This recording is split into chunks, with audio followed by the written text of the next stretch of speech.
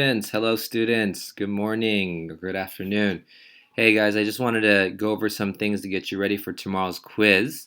I'm going to go over just three or four examples with you, and hopefully this helps you with your topics, okay?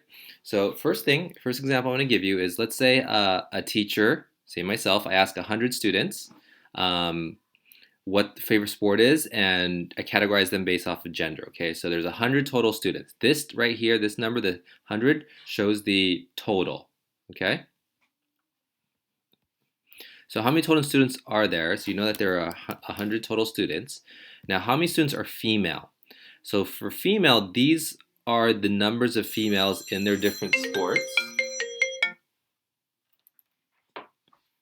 Sorry about that. And there are 52 total females. I hope you can see that. So this is 52. Now, how many students said that basketball is their favorite sport? So go to the basketball column, and you can see the total for basketball is 31.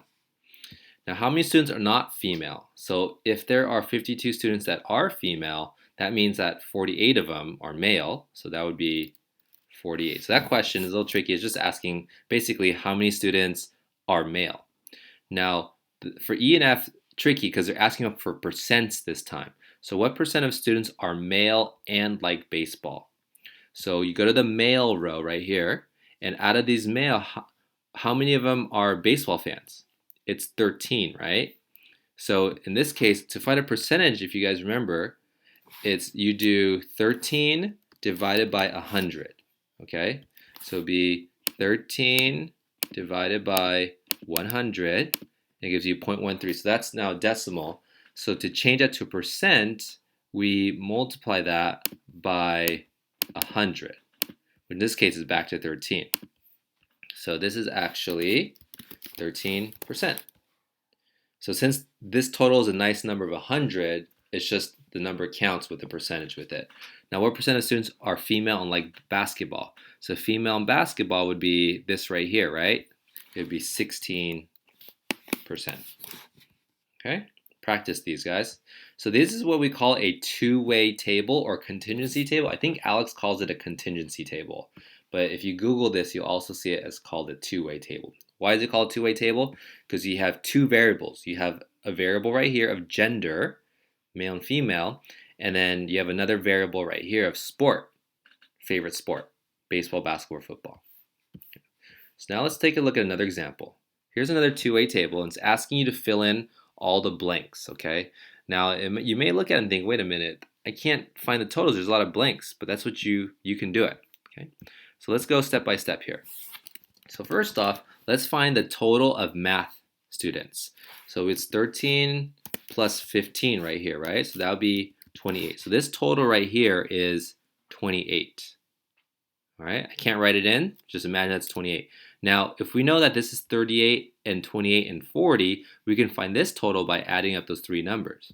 So it'd simply be 38 plus 28 plus 40. That would be 64, so it'd be 104.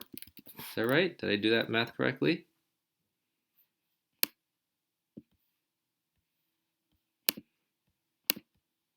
Let's see, 38, 66, oops, 106. Okay. So if this number is 106, that means these two boxes have to equal to 106. So this would just be 106 minus the 50, which is the 56. Okay, so the total right here is 56. Okay, so let's go back to this box right here. If this is 38, we can find the number of boys who like English. That would be just 38 minus 20, which is 18. So this is 18 now. Okay. So if this is 18, it's going to be 18 plus 15 plus something has to give us 56. Let me write that down right here. 18 plus 15 plus, why is this underlined? Plus something equals 56. So in that blank right there, let's see, that's 33. 33 minus 56 is 23. Is that right? 38. Yeah. So this would be 23 right here in this box right here. And then the same thing for this one. To find the number of girls who like science, it would be 20 plus 13 plus a blank would give us 50. So that would be 33 minus 50 minus 33 would be 17. Okay. So let's take a look at our challenge question. This one was pretty difficult, just going off of the number of students who got it right.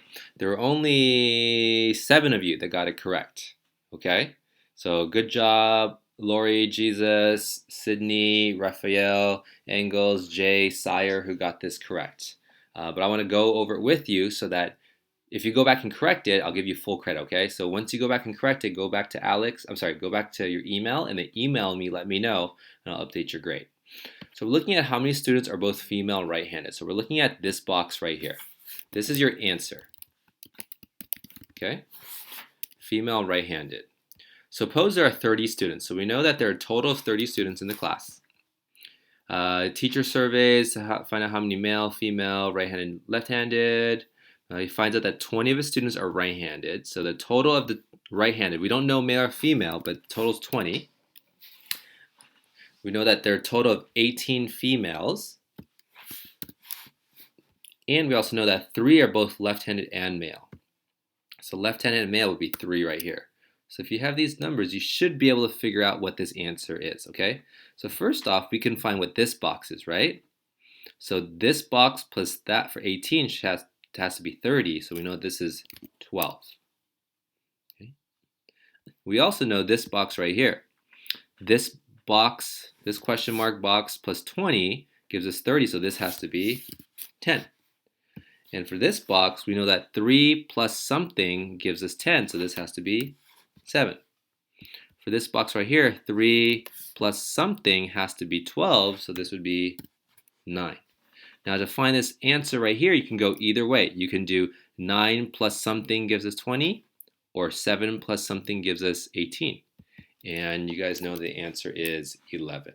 Okay, so your answer to this question is 11. Ask one of these 7 people for help if you need it, okay? Next thing I want to go over is just a review from last week. Let's say you want to do a 5-number summary and a box plot for these numbers. So first step here is that step 1, and I think for Alex, they already put the numbers in order for you, which is really nice of them, because that's kind of tricky sometimes. You want to put those values in order from smallest to largest. It makes your life a lot easier. So let's see, we have a 2. Okay, put numbers in order from smallest to largest.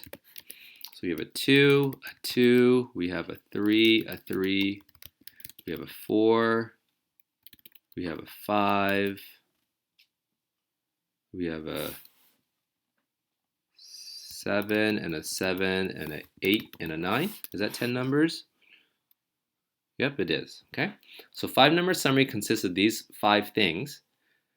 So the minimum is just the smallest number. You all could see that the smallest number is 2. And the largest number, the maximum, is 9. Now the median is the middle number. What is the middle number of these 10 values here? It would be right here between the 4 and the 5. So what number is between 4 and 5? In order to do that, hopefully many of you could say 4.5, but if you did not know how to do that, you would just do 4 plus 5 is 9, and you wanted to find the half of that, so divide by 2 would give you 4.5. So whenever you find the average of something, it's just you add them up and then you divide by 2.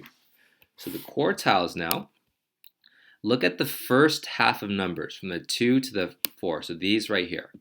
What's the middle number from 2 to 3, 3, 4? It's going to be 3, right? Now, what is the middle number from 5 to 9? Here, it's 7. Okay, so that's the 5-number summary. You're going to use that to make your box plot. or a box and whisker plot. Now your IQR, the interquartile range, is simply the formula is Q3 minus your Q1. Guys, this is what AP Statistics deals with. So you guys are actually getting a head start on AP Statistics, which you're going to take your senior year. All right. So this is just all we do. We analyze numbers. So Q3 minus Q1 would be our 7 minus our 3, which is simply 4. Okay, so your IQR would be 4. Hopefully this helps you out and gets you ready for tomorrow's quiz, okay? Thanks, guys.